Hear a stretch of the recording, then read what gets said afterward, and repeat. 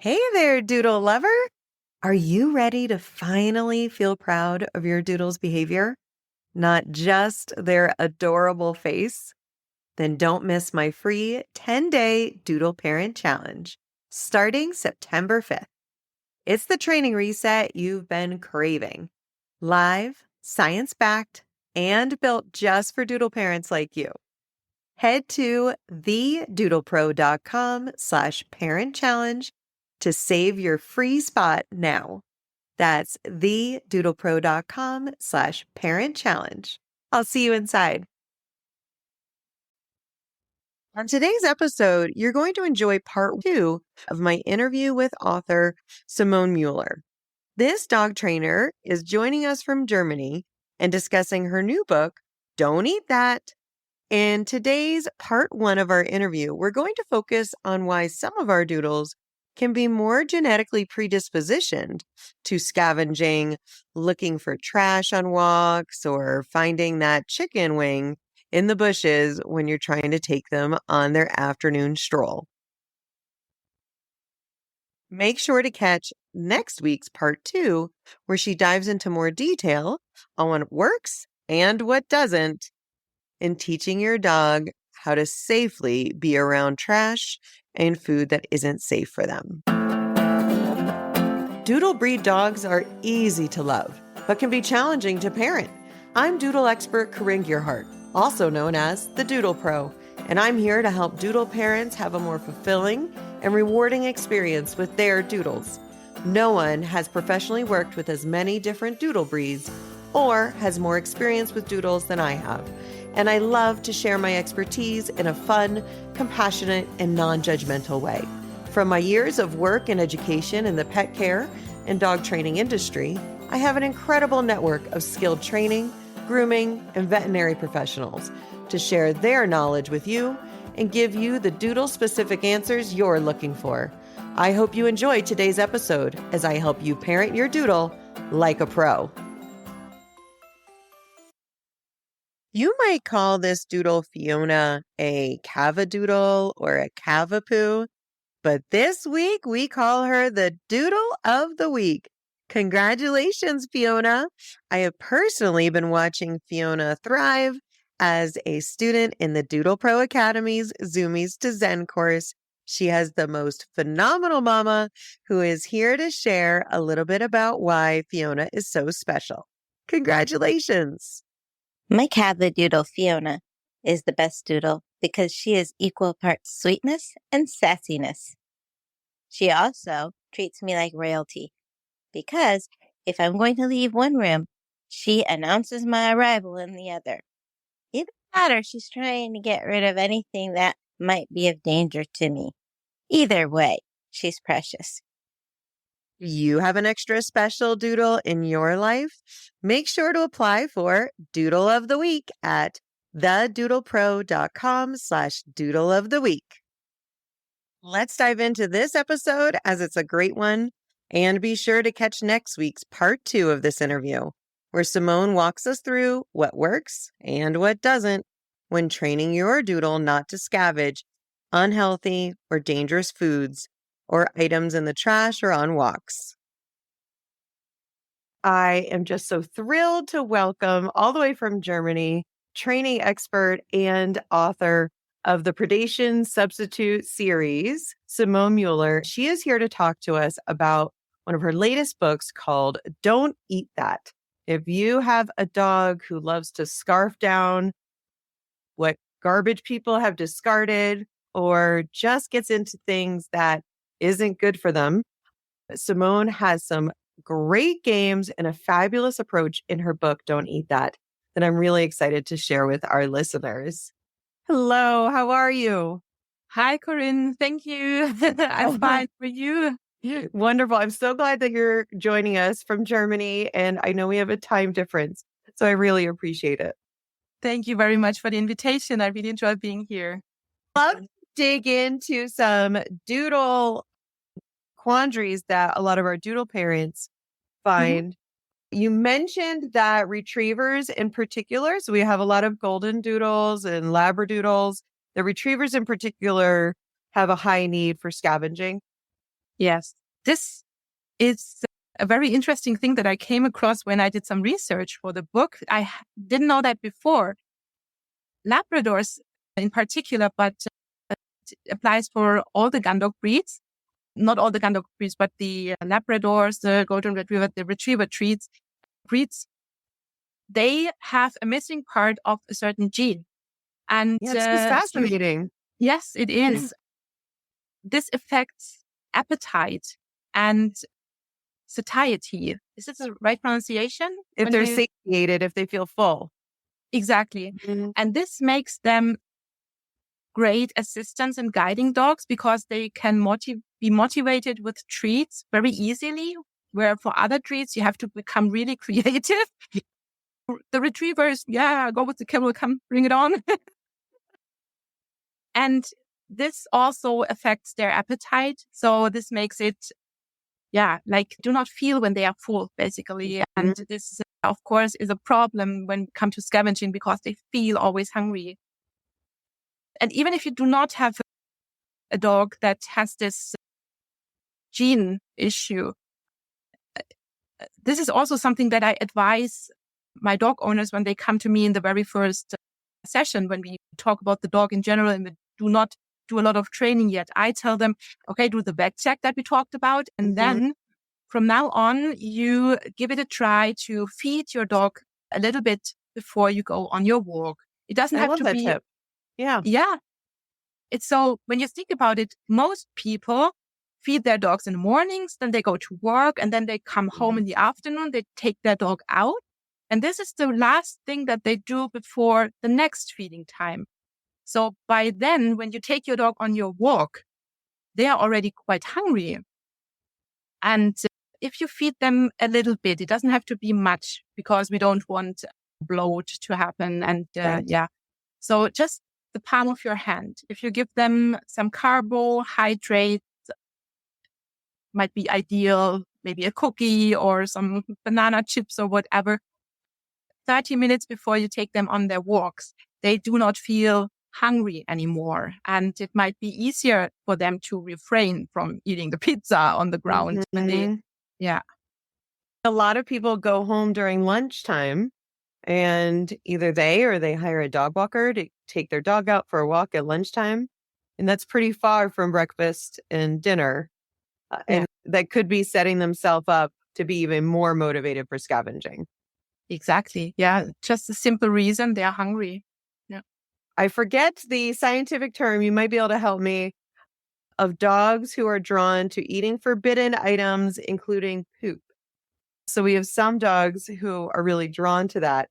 And that's not something that we want to be putting in our home and giving them a chance to meet that need. But you have a creative way of training with that too. You mean the poop eating? Yes. I know. What is the term for it? I'm trying to think of the scientific medical term for the condition, but it'll come to me after we're done. Yeah. No, I don't come up with it now. That's okay. Yeah. It is still not clear why dogs do that.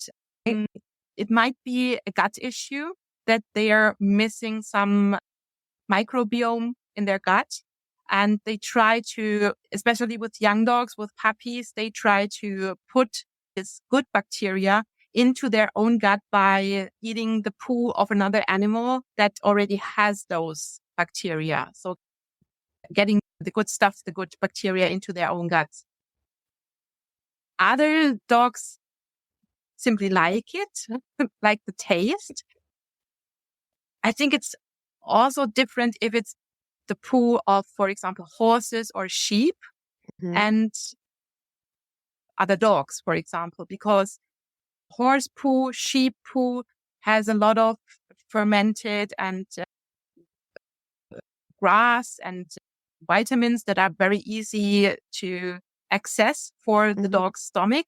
So they might put some vitamin B basically into their diet by doing this. Interesting.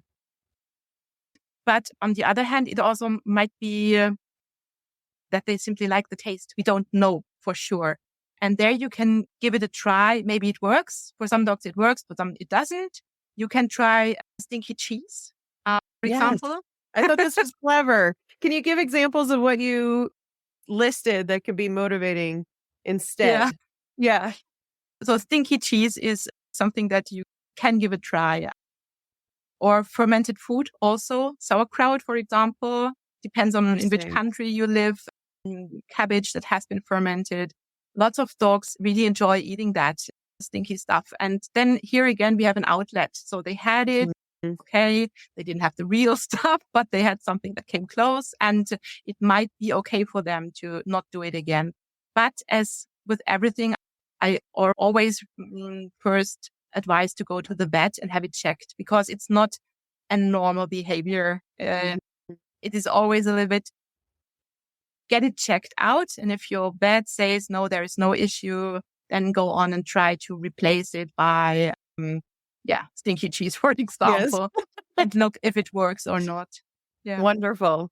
We're joking a little bit about a gross option that dogs could get into, but sometimes, especially if you've been playing the game of they get something forbidden and then you freak out and get scary and they scarf it and swallow whole. A lot of doodles swallow socks whole, underwear whole. I had this one client, they dropped off and we immediately went for a walk, and it was a really rigorous walk. We didn't even come inside.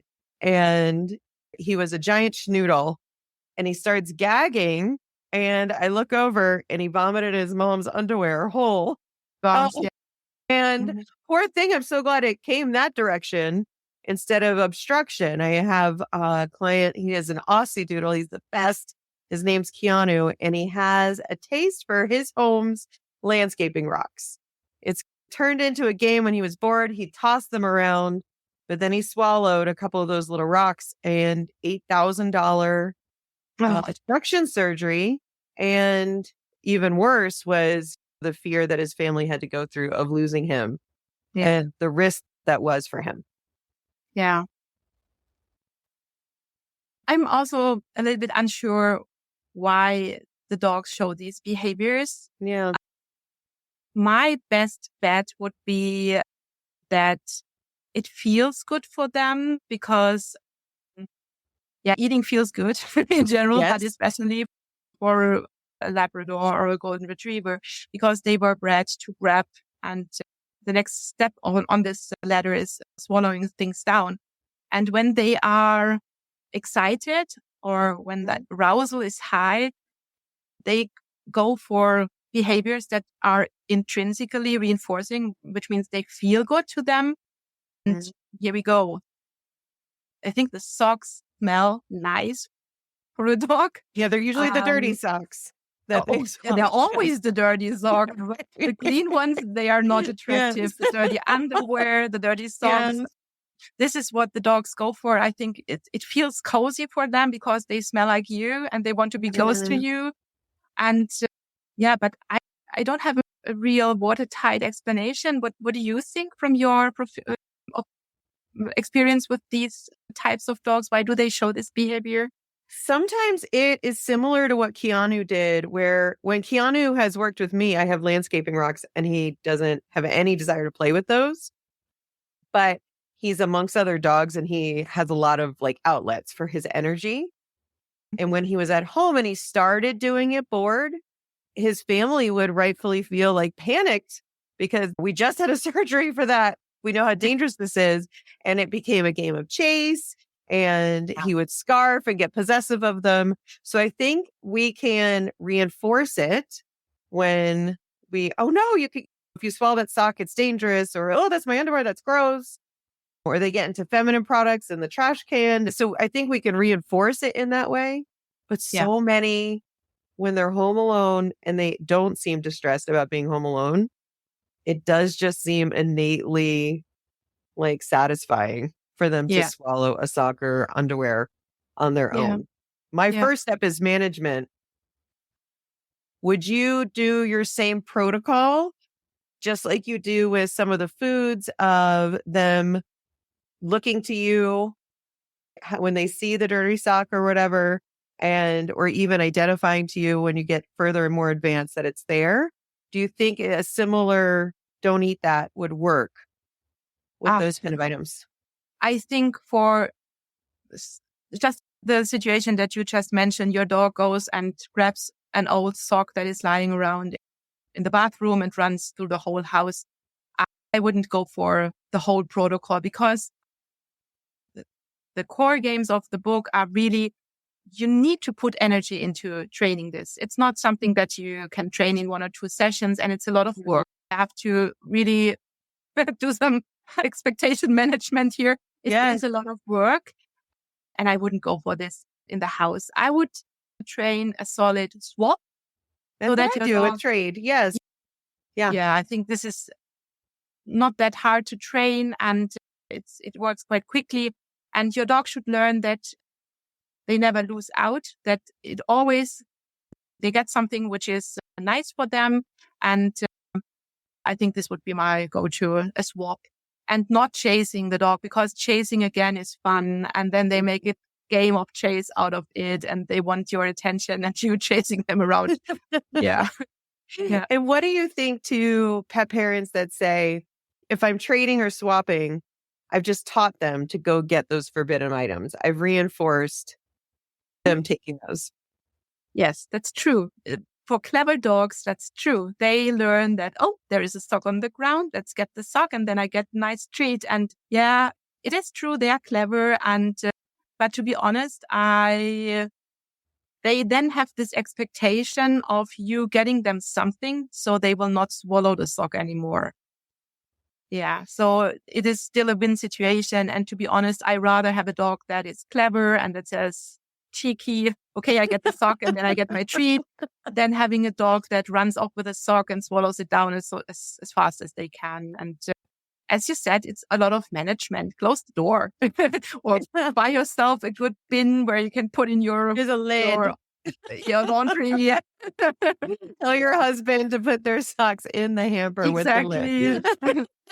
Might be the best teacher for and save your marriage. It's hardest with the 13-year-old boys. When we were talking about predation behaviors, how do you see that correlate or different from innately like herding traits? You mean herding for a border collie? Or what? Yeah, we have a lot of Old English sheepdogs and herding mixes in our doodles. Oh, really? Yeah. Yes. But then a lot of people are really surprised that they're hurting their children and nipping at them. Yes. Yeah. Yeah. I hear this a lot, that the sheepdog is now hurting the kids. And I say, yeah, they have been bred for this for about 300 years. And now we don't want that anymore. So please leave it be. Yeah.